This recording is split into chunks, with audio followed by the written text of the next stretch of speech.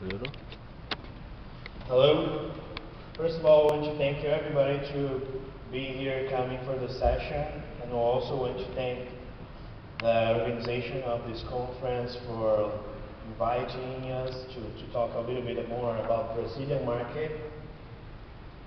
I don't know who of you are very aware of what's happening in Brazil about electronic waste, but basically Brazil now it's passing through a very big learning step in the solid waste management through a new legislation called the National Policy of Solid Waste.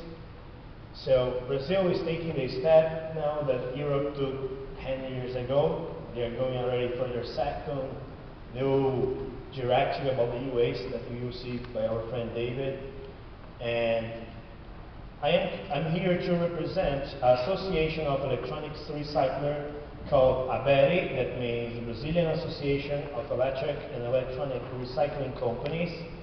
It's a very new initiative on the Brazilian recyclers to gather together and trying to learn how this market can grow much stronger and much faster.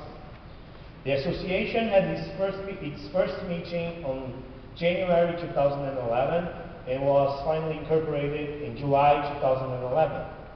And companies are represented by electronics recycler, refurbishers, remarketing companies, logistics, and non-profit organizations. The main objectives of the association, that's a very new initiative, is to gather most of the information as you can from the companies that's already established in Brazil for working in the electronics recycling. Also help to develop rules and good practices for the Brazilian market, develop with the government some research on how to improve the quality of Brazilian recyclers of electronics, help the government to create a new legislation considering the point of view of the recyclers. In that way, they can construct a system that's much stronger using the different points of views of the players of the electronic industry. Promote internationally Brazilian recycling, that's why we're here. So those are only a few of the main objectives of the association. For those who are not aware of Brazil, Brazil is today the sixth biggest economy of the whole world. It's according to International Monetary Fund, Brazil has a GDP of the 2.5 trillion American dollars. So we have almost 200 million people living in the country, distributed in 3.3 million square miles. So it's a huge country. It's a federal presidential constitutional republic. It's our president, it's called Dilma Rousseff. She was elected by democratic vote. That's sometimes important in Latin America. So Brazil has a very stable political situation. And the country is independent in oil, and by the way, we are going to be one of the biggest exporters of oil in the next few years. Brazil has approximately 15% of the whole global drinking water. Our energy, it's almost everything clean by hydropower, and we have World Cup for soccer in the next 2 years, and Olympic Games in 4 years' time. So what about the electronics recycling market for Brazil? According to the IDC, Brazil became last year the third biggest computer market, passing through Japan, only behind US and China. And according to the United Nations program STEP, solving the US problem, Brazil is the biggest generator of computers scrap by person in the whole emerging market. So Brazil is the biggest generator of electronics, computers by person in the emerging countries, more than Mexico, China, India. Brazil has 240 5-6 million cell phone lines. So that represents 130 cell phones for each 100 person in Brazil. So we have more cell phone lines than people. So usually the expectation of life of a mobile phone is like 18 months. So every 18 months we have probably 200 million phones available in the market for recycling. And the actual average production of electronic waste per person is 10 pounds per person. But based on a report ordered by the Brazilian Ministry of Industrial Development, based on sale numbers for the last few years, Brazil for the next year will produce about 1 million tons of electronic waste. It's growing 20% in the next 3 years. So this is only based on sales number. It doesn't consider the numbers of the historical inventory that people have in their homes. So it's probably based on a research of the Ministry of Science and Technology. This number is probably the double of this number. So we probably have in the next few years 3 million tons every year. So what's the Brazilian recycling model at the moment? Basically, we have recycling done by small, independent business, very informal. We made a research in the association. We found more or less 50 companies working in the electronic recycling. That's only probably 30% of those companies are legally licensed to do electronics recycling. And 100% of those electronics recyclers licensed companies are located in the south of Brazil. That's more developed area. So there's plenty of opportunities in all the chain, like the pre-collection, collection, reverse logistics, processing, reverse manufacturing, and processing final disposal. We have plenty of opportunities to grow this market. But basically for electronics recycling, we need to change our idea of how you deal with scrap, electronic scrap, from commodity trading, moving for a more accurate system like product life cycle management or environmental services. So Brazil has a new legislation called National Policy for Solid Waste. It's the first initiative in Brazil to regulate the whole solid waste disposal. But it's a very wide legislation that's going from human waste, cardboard, up to electronics, pesticides. So everything is under this new legislation. But we do have special waste listed in one of the articles that must have a reverse logistics or a take-back program set. According to this article, manufacturers, importers, distributors, and retailers are obligated to develop and implement a reverse logistics system. So for all those different, we have at the end electric and electronic equipment and its components. So if you manufacture, importer, distributor, or trade electronics in Brazil, you must have a take-back program. So what happens with this legislation? It's too wide. So the government signed the legislation, but they say you must have it, but they don't say how you do it. So for learning how to do it, we have a kind of task group for electronic industry that sits together trying to find a final agreement on how the system will work. So this task group has more or less 25 different institutions where our association is represented in the Brazilian capital. In this, we have Manufacturers Association, Distributors Association, Importers, Retailers Association. So the government is represented by the Brazilian Environmental Protection Agency. So all the different ministries are represented, trying to find a very good way to do less recycling for electronics in Brazil.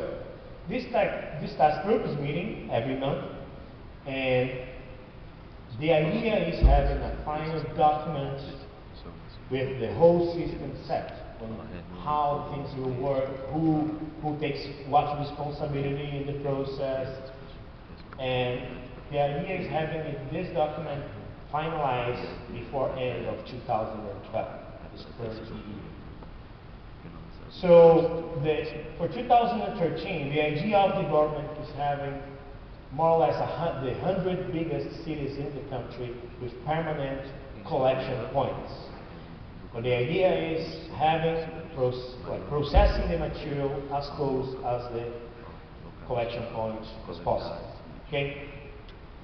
So for that, we need to improve our geological footprint for electronics recycling. Most of them are located in one region in Brazil. So the idea is having sharing costs between consumers, retailers, importers, and manufacturers to set this system. The responsibility will be shared between all the players. And the main goal for the government is having 20% of all Brazilian cities with permanent collection points up to 2018. 20% of the biggest Brazilian cities represents 85% of the whole generation of electronic waste. What happens with the other cities? They have specific campaigns for collecting e-waste instead of having only a permanent collection point.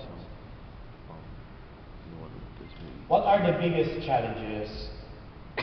Oh, by the way, if the industry doesn't arrive into a final agreement, what's going to happen is that the government will sign a decree, a top-down regulation, and everybody must follow it, agreeing or not. So the industry is engaged to arrive into a final idea between all the sectors.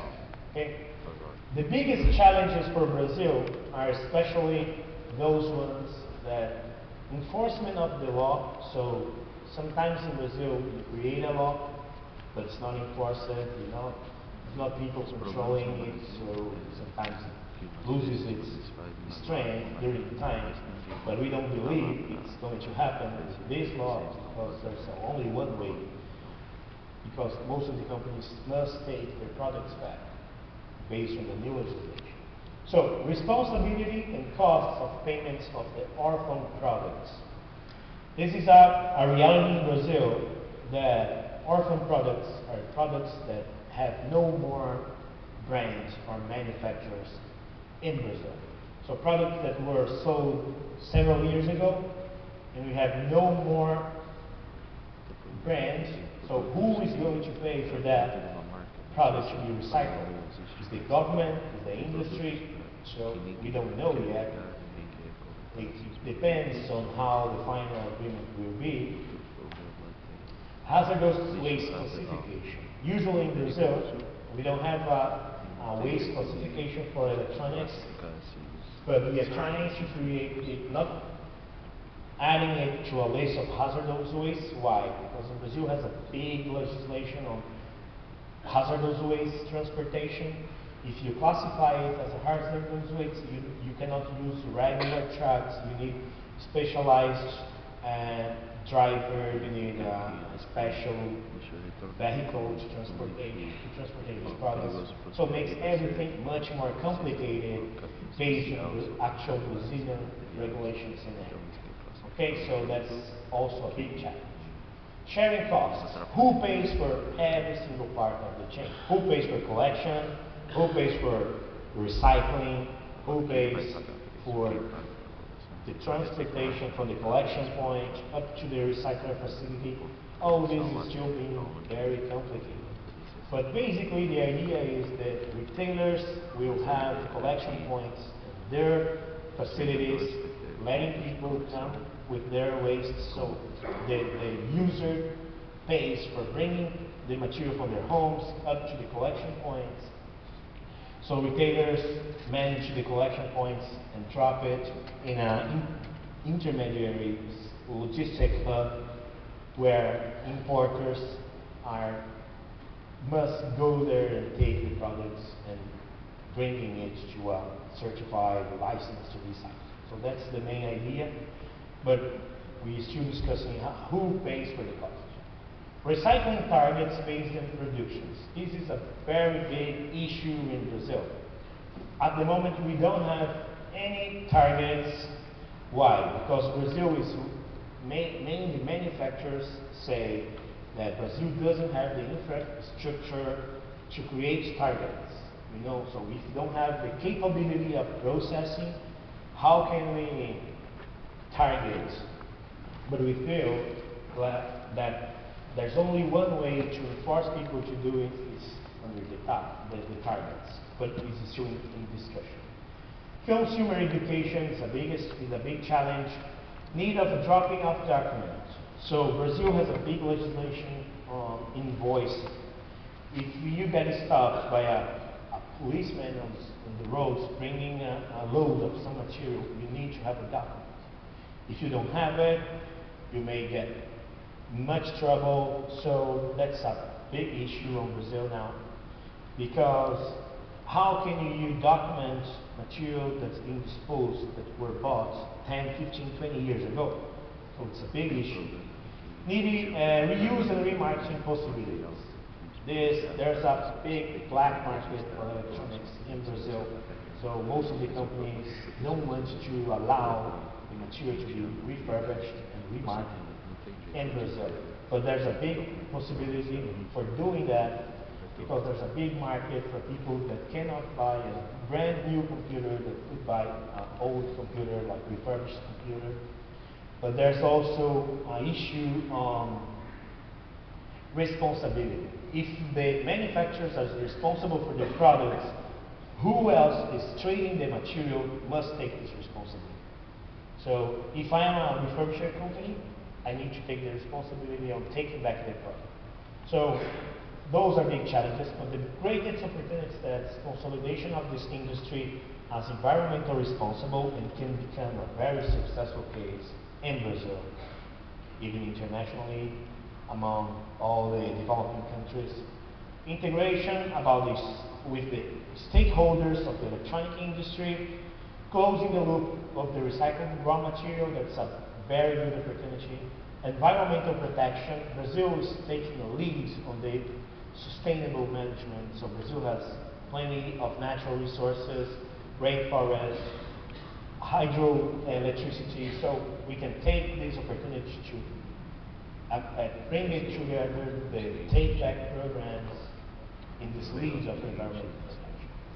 Business development opportunities. We have plenty of opportunities in Brazil to develop professional recycling business. Most of the recyclers are very unprofessional in Brazil, but we have a big opportunities for companies that can bring technology and development to the Brazilian market. International companies, Brazilian companies, all these different opportunities. Generation of jobs and revenue is a very important point, because Brazil now, most of the Brazilian electronics recycle is made by manual dismantling of electronics. But if we have a very well controlled manual dismantling, it can generate very good jobs and revenue to people in Brazil. So we also have a big opportunity of developing best practices and professional standards to spread in all the Brazilians. So that's the contact information of the Brazilian Association. There's sustainabilidade at Avery, there's sustainability at Avery. You can send an email, you get straight to me. We also are available in the Reciclo Metais booth. It's booth 114. In the trade show, have my phone number and the address. We will have this presentation. If you have further questions, I'm very much available. Thank you.